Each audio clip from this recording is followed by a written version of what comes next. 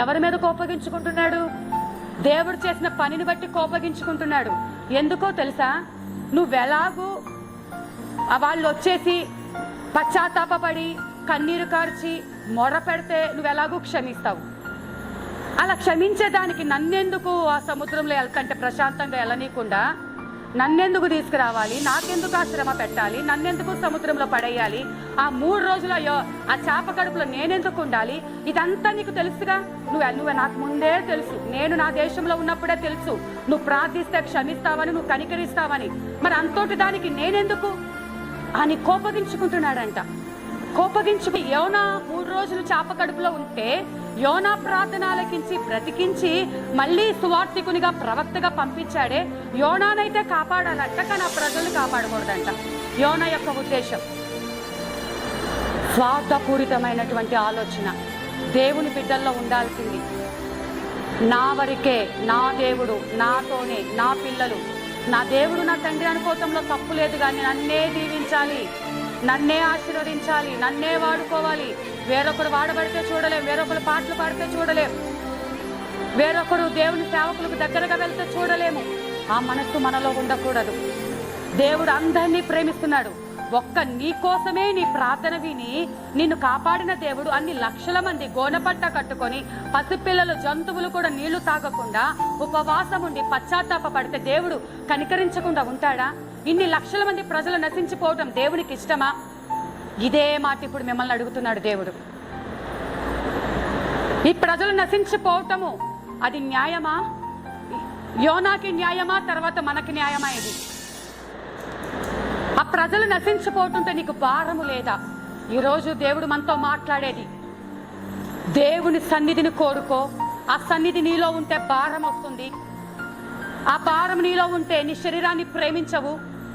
ఆ భారం నీలో ఉంటే దేవునితో ప్రార్థన చేస్తూ ఆయనతో సమయాన్ని గడిపి అనేకుల కోసం నువ్వు మొర్ర పెడతావు.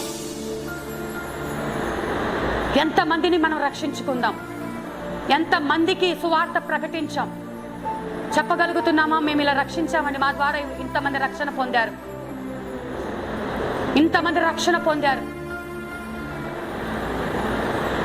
ఆయన ప్రత్యక్షమైనప్పుడు ఆ పరలోకంలో అనిత్య మహిమ ఎదుట ఆ సమీపించరాని తేజస్సులో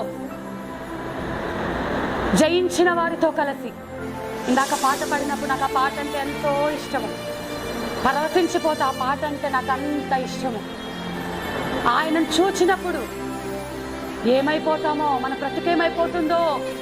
అయ్యా, ఇప్పుడు ఆయన మాట ఏంటంటేనే, ఆయన మనలోకి వస్తూనే ఎంతో పరవశించింది, ఆత్మలో ఆనందిస్తున్నామే. ఒక్కసారి ఆ జ్ఞాపకం చేసుకుంటే ఆ దినము నువ్వు సంతోషంగా దేవుణ్ణి చూస్తున్నావు. కానీ దేవుడు ఏమడుగుతాడు? నా కోసం ఏం తెచ్చావు, నా కోసం ఏం తెచ్చావు, నా కోసం ఎన్ని ఆత్మలు సంపాదించావు? అప్పుడు తలదించుకొని, అయ్యా నేను ఎవరికి సువార్త ప్రకటించలేదు, నేనైతే నమ్మకంగా ఉన్నా, నా వరకైతే నేను నమ్మకంగా ఉన్నా.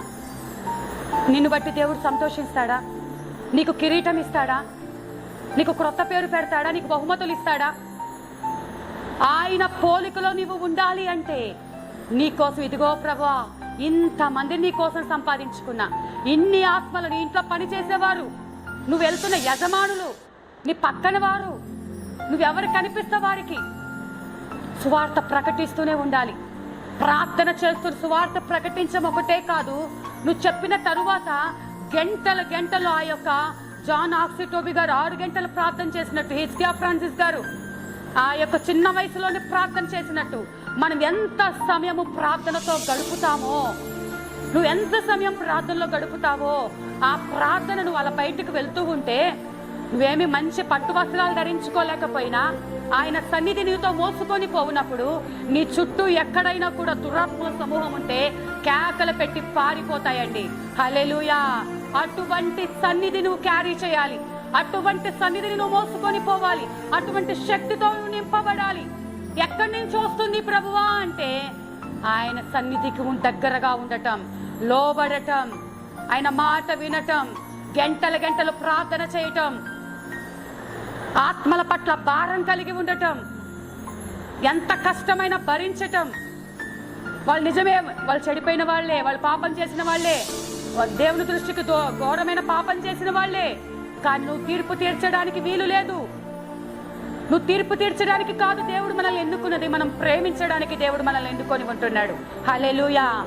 ఆ ప్రేమను అనేకులకు మన ఒక మాదిరికరమైన జీవితం అనేకులు కన్నులారా దేవుని ప్రేమను చూచినట్లుగా యోనావలే కాకుండా ఒక ప్రత్యేకమైన జీవితం అట్టి కృప దేవుడు మనకు అనుగ్రహించునుగాక. ఆమేన్. మోకరించిన